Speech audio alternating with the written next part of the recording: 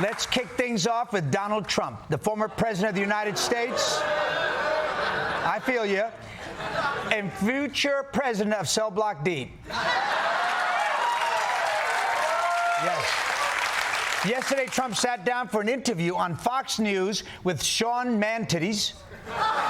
That's his real name. And it sounds like Trump isn't happy that Ron DeSantis might run against him after all the help he gave Ron when he was running for governor. Ron came to see me, tears in his eyes. He said, I need you to do me a big favor. Would you endorse me? I fought for you. So I said, let's give it a shot, Ron, okay? And he was desperate. I said, okay. I gave him a nice endorsement. I got him the nomination. By the way, could have never gotten the nomination. He would be working in either a pizza parlor place or a law office right now, okay? And he wouldn't be very happy. Wow. Ron DeSantis would be working in a pizza parlor? I guess in Trump's mind, every Italian is working in a pizza place or a law office, or even better, a pizza place that's also a law office.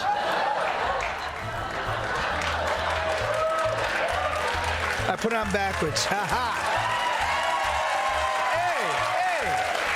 Hey, you, come here, you mook. Have you been injured on the job? And you're hungry? Then come on into Di Stefano and Sons. And if we can't win your case, the garlic knots are to die for. Hey, stronzo, fangule, ridi sta casa, I got your, yeah, right here, bye.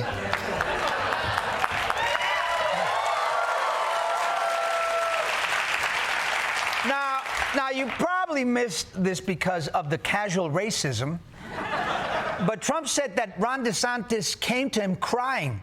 Though, if you hear enough of his stories, you probably notice that this happens to Trump all the time. I mean, I had a man come up to me who's a strong, tough guy, and he had tears coming down his eyes. People came to me, and they saw me, and they were crying. I stood yesterday with 75 construction workers. Half of them had tears pouring down their face. And they walk into the Oval Office and they start crying. This guy, he hasn't cried since he was a baby and probably didn't cry then either. And now he's crying. This happens all the time. This happens all the time. Thank you. Tears. Why? Why are people always in tears around Donald Trump? What's up with this guy? Is his body odor so strong that people's eyes just start watering around him? Right?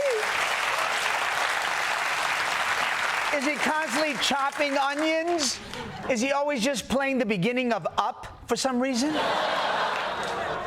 right, let's move on to some news that has become all too common now. There was yet another school shooting yesterday, and this time in Nashville, Tennessee. Yes, sir, where 6 people were killed, including 3 children. For this to happen even once is unacceptable, but now it seems to be happening all the goddamn time. And like all of you, I'm sick to death of this. And I want you to know, and I want to know what our representatives plan to do about it, okay? But because if you ask this, yes. Oh, yeah. Because if you ask this representative from Tennessee, he plans to do jack shit about it. So it's a horrible, horrible situation, and we're not going to fix it. Criminals are going to be criminals, and my daddy fought in the Second World War, fought in the Pacific, fought the Japanese, and he told me, he said, buddy, he said, if somebody wants to take you out and doesn't mind losing their life, there's not a whole heck of a lot you can do about it. There's not a lot of heck you can do about it? That's the best you have to offer? You're a congressman. If you don't have any ideas for how to keep our kids safe, get the out of the way. Yes. And go work at a Pinkberry or some shit. And by the way, no disrespect to his father, but if going to school in America feels like fighting in World War II, that should be a sign that things are seriously up in America, okay?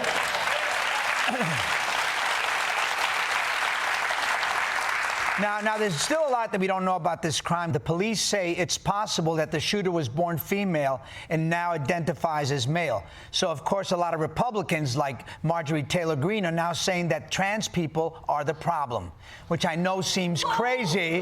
That's right. It seems crazy because since 99.9% of the mass shooters are not trans. But you know what, Marjorie?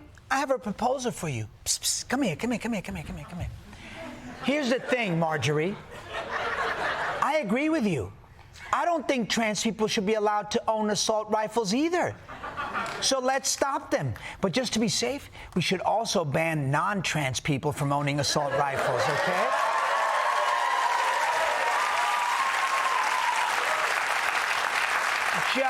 Just in case they become trans, okay? You know what I mean? No assault weapons for anybody. That'll show them. And some people might tell you that I'm trying to trick you into supporting gun control, but we all know you're too smart for that. Come on, you can trust me, homegirl. It's just you and me, baby.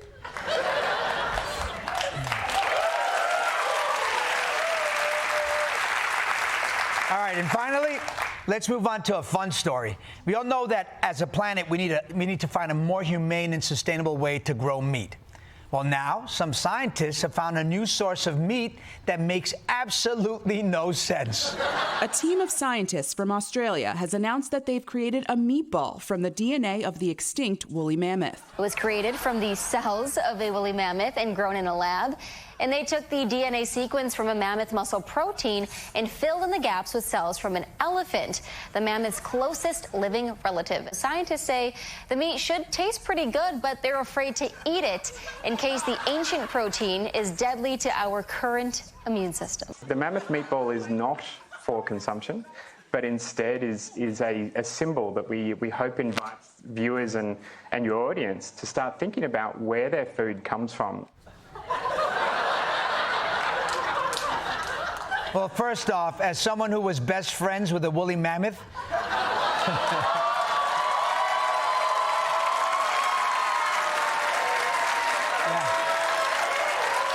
for 9 films and 3 TV specials, I gotta say, I've been dying to know what a woolly mammoth tastes like. The amount of times I thought about marinating Manfred and grilling him up, you have no idea. It's just good to know that there are some scientists who are focused on the important problems of our time. Because they're like, oh, listen, we don't have a cure for cancer, but we can tell you what Mr. Snuffleupagus tastes like. That sounded more Cockney than Australian, but that's all right. For more on this meatball story, we turn live to Dulcé Sloan at the laboratory.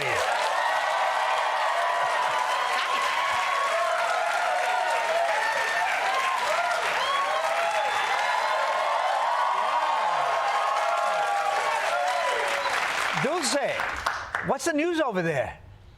Listen, why are we doing this? Scientists out here making meat they're afraid to eat when there are so many animals we've never bitten into. Like, we haven't tried, eating a sea otter, hippopotamus, or most birds. So why are we going back in time? I mean, I don't know what sea lions taste like, but they don't walk, so I'm sure they're buttery. No, I understand that. I understand, but let's think about the scientific discovery, okay? Now, because Dulcé, this is an incredible feat. I mean, the mammoth's been extinct for, what, thousands of years, and they're able to make a sustainable meat source? Come on, it could change the whole world. Oh, so what? So what? Give a damn about eating an unshaved elephant, all right? Use this science shit to bring back what the world really needs. Cavemen. Wait. What? Come on, what are you talking about? Cavemen, really? You heard me. They out here playing with test tubes, regenerating shit. If you're gonna bring back shit, bring back something I could use. Bring back those cavemen. They were built like Morris Chestnut, like a real man. Well, y'all see Morris Chestnut?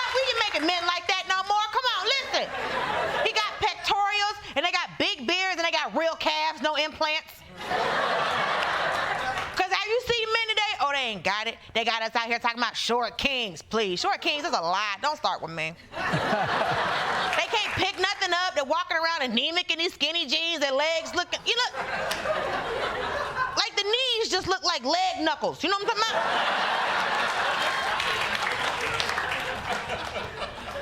I want a man who looks like he can provide for me, all right? Go and kill a whole antelope with his hands because he don't know his own strength. Like, you know how many men have hit me over the head, thrown me over the shoulder, and took me back to their man cave? None! And I'm waiting for it.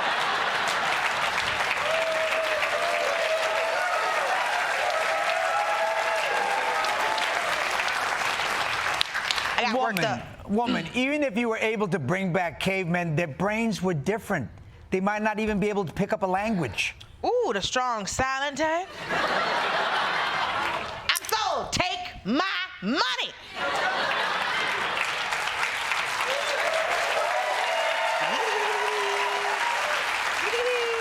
Plus, I heard rumors that them cavemen were hung like curtains, okay? Listen, they get to run around and that thing just swing like a ceiling fan. Oh, God. Oh, Jesus. Dulcé, I don't think the scientists have the resources to bring back cavemen just for you. Oh, no. They don't need to. Listen, I'm already on it, okay? I'm doing science. I'm back in school.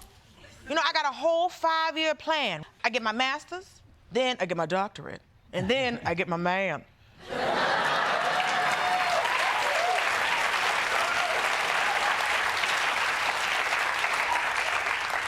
Because if you want to get women in STEM, then you got to get a caveman in me. All